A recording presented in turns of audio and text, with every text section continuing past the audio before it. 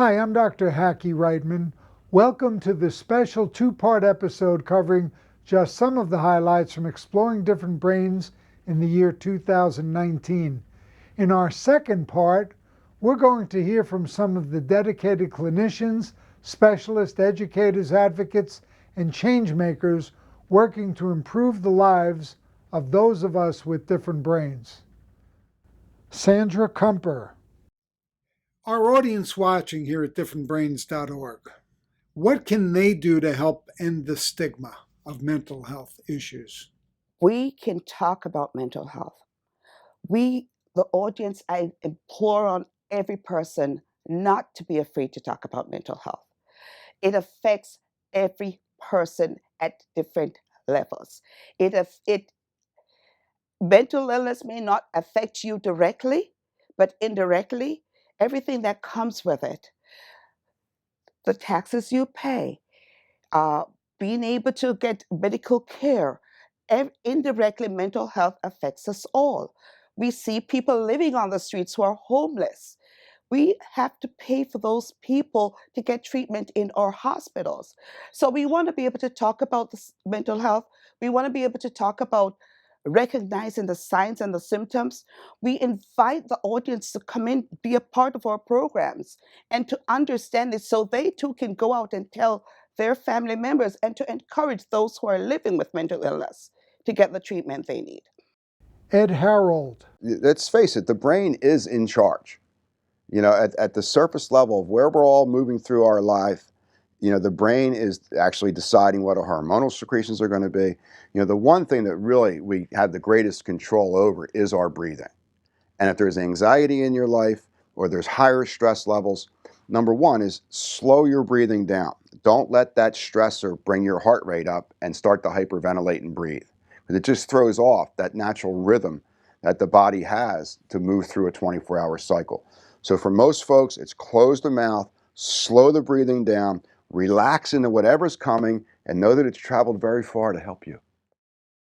Dr. Cholet Josue. As children, the world is very scary. And so we need the comfort of the environment of the people around us. So a little child goes somewhere and knock his or her head against the wall. They're going to run to the people that comfort them, that give them food and water and shelter. So nature has it that way. The world is new and scary. So if you comfort it against obstacles in the world, and the people where you grew up, they reinforce it, that builds resilience. That teaches you the world is not totally bad. So growing up in Haiti, we didn't have the luxury of a first world. But what kids need is a community, people to make you believe in yourself. And I was fortunate by the time I was 11, I knew I could rule the world. My parents taught me to respect people, to be kind, but also to believe that it's not only about you.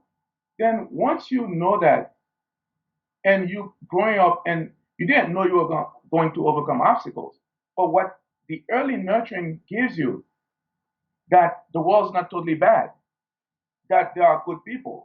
There are bad things that happen, but that nurturing that's ingrained in your brain early makes you believe in people in the world. Flip Aguilera. First and foremost, the thing that I protect with all my might is my sleep. Sleep is the lowest hanging fruit we can all pick to optimize our health. Second after that is where I put my purposeful movement. And then third, I put nutrition. And something that we haven't touched on yet, but is just as important of all of this, is the people you surround yourself with, the social network you have around you. Are they feeding you or are they taking away from you? Do you have an uplifting feeling when you're hanging out with the people you hang out with, or a sinking feeling when you're hanging out with the people that you're hanging out with? Because I know you've probably heard of like all these areas of the blue zones. In some of these blue zones area, there's movement, there's sleep, there's nutrition, but in some of these places people smoke left and right. But because they have strong social connections, it mitigates that negative aspect of whatever it is that they're doing. So that's how I try to plan. Hang out with cool people, move on purpose, sleep well, and eat well. Dr. Marcie Ratner, how do we protect ourselves from unnecessary exposure to neurotoxicants? Begins with good hygiene. And that means if you're doing any sanding or working with old lead paint, you're going to want to wear a mask. You're going to want to wear gloves. And you're going to want to maybe wet the surface down so that the dust stays down and doesn't spread all over.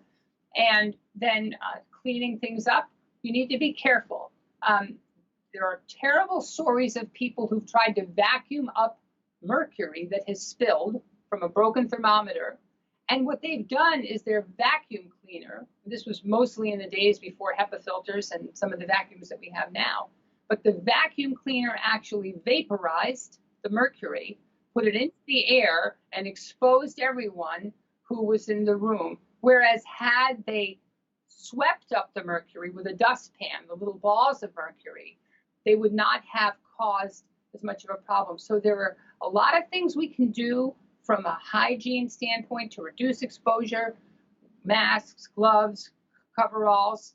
And then also when we're cleaning things up, we want to think about the consequences of vacuuming versus sweeping and creating more dust or vaporizing a chemical that could get into the air and be breathed in that way.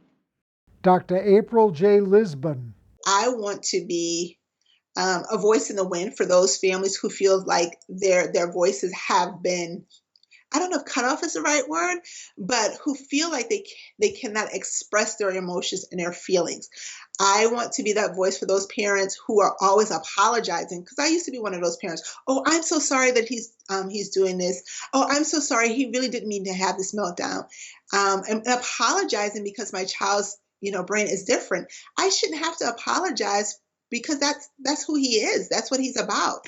And I want to be that voice for other parents to realize and understand that it is okay to have a child who learns differently. What's not okay is that we accept from society that plain and simple, our kids aren't good enough, or that we can't talk about our child's, different diagnoses or disabilities. Yes, we can. We have a right, just like every other parent. We need to bring awareness and more acceptance to what our families go through every single day. So by creating that voice, like I tell people, God gave me a big mouth anyway, so I might as well use it for good. So Herag, Haleblian, and Jessica Lee. Spectrum Works truly gives the message of inclusivity. We're talking about mainstreaming where you can fit and having the corporations understand, yeah, if we give a little bit of accommodation here, you're going to have a great employee, a loyal employee who's going to do a great job for you. And I think what's been really inspiring and encouraging to see is at other corporations where they have started to do this, that what the quote unquote accommodations for the individual on the spectrum is actually good for everybody. It's made managers better managers because they're, managing to the individual needs of their employees.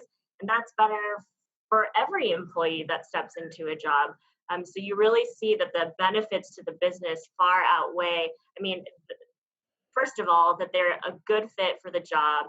They have the skills and abilities and even may be better at a certain job, but also that it raises the culture of the company and it improves so many other processes in the organization as well. So this is a true business value decision. Dr. Nancy Doyle. I couldn't understand why we use terms like specific learning disabilities. If it's a specific learning disability, there's something specific that's an issue, but everything else is fine. So why aren't we talking about the everything else that's fine? There's a whole movement in psychology, the positive psychology movement, which has been around for a long time. This is something that I studied and I thought was very interesting. And I just was finding myself very frustrated that I was meeting people for coaching support who had psychology reports. And I would read their psychology reports and I would look at the data in it. And it would say things to me like, this person is in the top 3% of population for verbal skills. And they would have no idea about that. What they knew about was that their spelling was terrible, or their concentration was poor, or their social skills were difficult. They had no idea that they had this tremendous ability in verbal reasoning. And I would think to myself, well, wow, what a difference it's making to you when I tell you that, you know. But then the next logical step is, why do you need an extra person to tell you that when you've already had psychological assessment? Surely part of the psychological assessment should be to allow you to know the full range of your abilities. So the things that you're struggling with and what to do about it, but also the things that you're great at and how to work with that.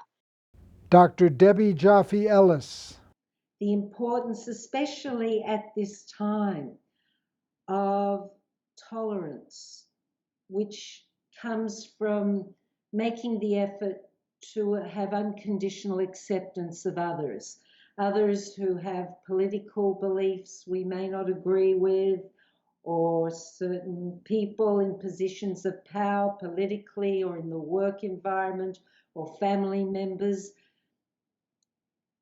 The expression hanging on to rage or bitterness or hatred is like eating poison and waiting for the other person to die. And so we're hurting ourselves. We're not even hurting the person that we dislike, you know.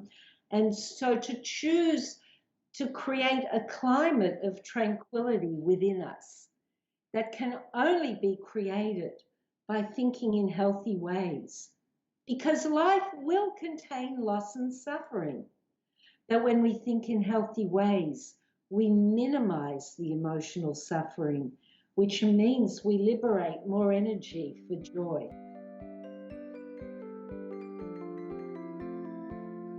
Exploring Different Brains is a production of Different Brains, Inc. For more information, visit us at differentbrains.org.